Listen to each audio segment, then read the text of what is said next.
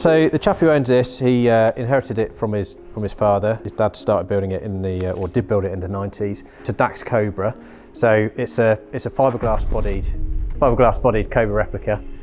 So the chassis is quite similar to an original car. So the genuine Cobras are, you know, 500,000 plus, and they're very rare. So a lot of people want the looks, and they want the performance, and they want an attainable copy. And that's what Dax did a long time ago.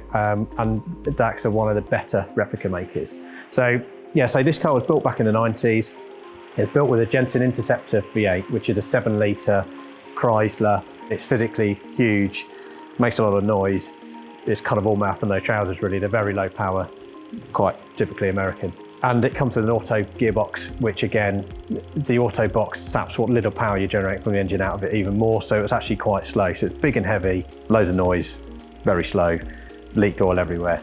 So the owner said, look, I want to make it more authentic. Can we put a Ford V8 in, which is what an original Cobra would have had, a Ford V8, put a manual gearbox in, and then all of the things associated with that. So obviously going from an automatic car to a manual, you've got to put an extra pedal in because you need a clutch all of a sudden. The chap who owns it is, you know, is quite a large guy. He's got quite big feet. So it's like, well, if we're putting a third pedal in, we need to widen the footwell. We've had to modify the bulkhead on the right-hand side. So there's a bit of a pinch point between widening the bulkhead to give you more room for your feet inside, but you don't want to go too wide because the exhaust is on the other side. And obviously with the V8, there's a lot of exhaust. So we've kind of squeezed it as much as we dare. We've then also had to modify the top surfaces to allow for the expanded pedal boxes. So we've got this extra third pedal now on the left-hand side, which is also that bulkhead side where the exhaust is. So as part of all of that work, we also then modified the brake system because it had a very old, I think like a Ford Sierra brake master cylinder servo combo, which wasn't particularly good and again was leaking. So we've actually fitted a Mazda MX-5 brake servo now, which is much more efficient.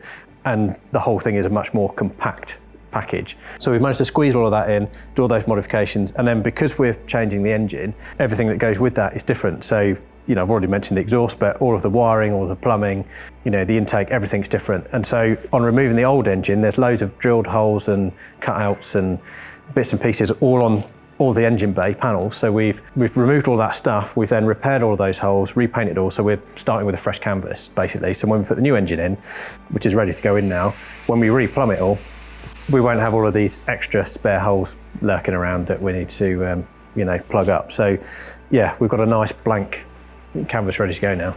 Here comes the rain. The next stage now is we're going to put some heat shields on the bulkheads before we put the engine in. So just because it's easier to do it now rather than when there's stuff in the way. Then the engine will go in.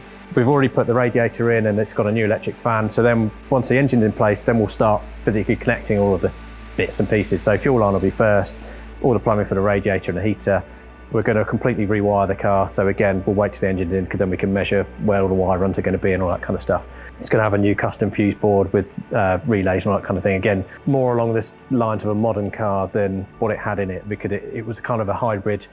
As kit cars and home-built cars often are, wiring is a bit of a thing that most people seem to be scared of. So they kind of taken a loom out of one car and maybe a loom out of another car or from the engine, and then they kind of splice them together and end up in a bit of a mess.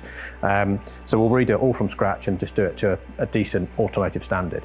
Once all that's in and we've checked everything works and it runs, then it'll have a retrim, and then that's about it. So I say that's about it. That sounds like quite a lot of work, but it's, you know, it's not that much really. It's all right. I'm going to put the heat on because I'm getting cold. Yeah.